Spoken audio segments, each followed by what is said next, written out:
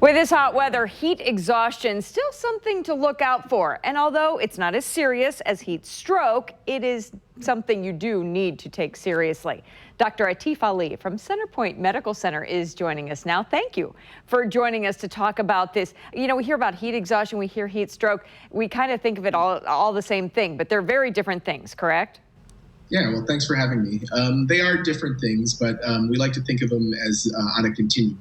It can start as heat exhaustion, and then if the heat exhaustion is not treated, it can progress to heat stroke, which is much more dangerous.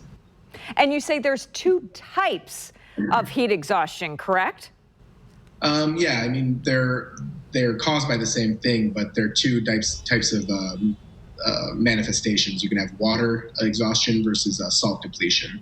In water, you're just losing like sweat, and you'll have symptoms like increased thirst, increased sweating, and weakness and whatnot. Whereas the salt, you're losing minerals like sodium and chloride, and you'll have more like cramps, nausea, and vomiting, and some more muscular type symptoms. And when is it that they're in the emergency department where you work? When is it that you really start to see this? Like, what kind of temperatures make you concerned?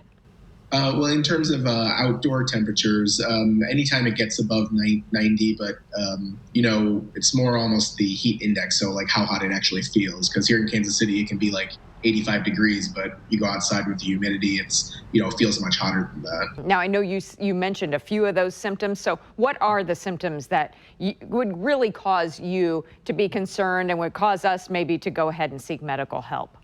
I mean, if you're starting to have some mild symptoms, just like feeling a little weak and tired or lightheaded, that could just be an early symptom, and you could kind of try to treat yourself by just taking in some increased water and just getting out of the heat, resting, and see if they resolve. But if you start getting, bad headaches or confusion, especially if you start having a change in your mental status, that's when you really have to, act ahead of time. Or if someone's around you, that would be clues to get them some help and call 911. Okay, very good to know. Dr. Ali, thank you so much for taking the time to chat with us, and let's enjoy the rest of this summer as best we can. Yes, thanks. You too. And for more from HCA Midwest Health, be sure to go to kctv5.com/HCA Midwest.